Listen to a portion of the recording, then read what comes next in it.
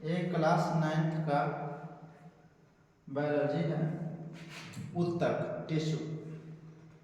सर्वप्रथम टिश्यू शब्द का प्रयोग फ्रांस के वैज्ञानिक बीचार्ट ने किया था, जिसका विकास एक लैटिन शब्द टेक्सर से हुआ है।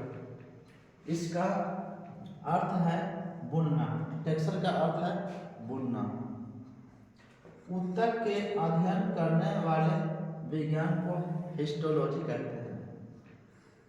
हिस्टोलॉजी से संबंधित अध्ययन की शुरुआत सर्वप्रथम इटली के वैज्ञानिक मार्सिलो मालपिघी ने, इसलिए इन्हें फादर ऑफ हिस्टोलॉजी कहा जाता है। उत्तक के अध्ययन को हिस्टोलॉजी कहते हैं। उत्तक के अध्ययन को हिस्टोलॉजी कहते हैं। टिश्यू शब्द का प्रयोग फ्रांस के वैज्ञानिक बीचार्ट ने किए थे। बीचार्ट, यह बीचार्ट साहब का फोटो है।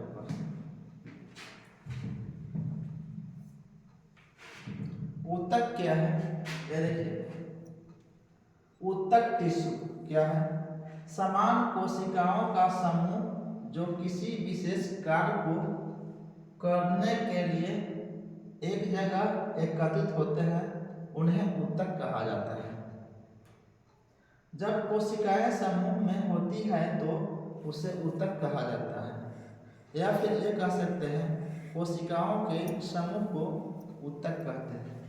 पिछली अध्याय में पढ़ाए हैं कोशिका। कोशिका के बाद है उत्तक। उत्तक होते हैं दो प्रकार के। एक होता है जंतु उत्तक, एक होता है पादप उत्तक।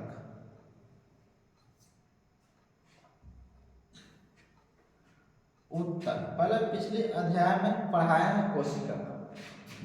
पिछले अध्याय में कोशिका पढ़ाए हैं कि सेल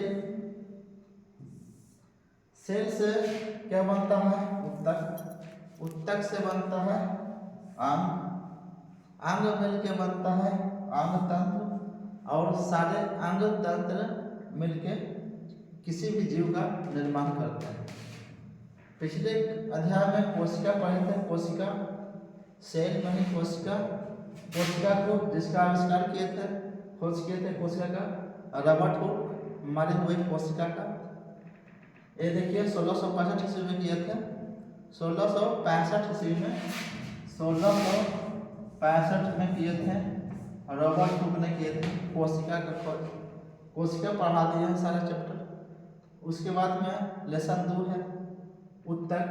तो सेल से बना उत्तक, उत्तक से बना अंग, अंग से बना अंग तंत्र, और अंग तंत्र मिलकर सारे एक जीव का निर्माण कर दिए। देखिए यहाँ ये सेल है, ये क्या, एक उत्तक बन गया। उत्तकों का, सेलों का समूह को उत्तक कहते हैं। ये क्या बन गया? किसी भी पार्ट ऑफ बॉडी, शरीर का कोई अंग बन गया। अंग के बाद में क्या बन गया? अंग तंत्र। जैसे मैं यहाँ लीवर का पूरा सीन दिया गया है। लीवर है, अग्नाशय है, ये छोटी आंत बड़ी आंत है। यहाँ देखिए पूरा पार्ट्स ऑफ बॉडी, शरीर का अंग बन गया।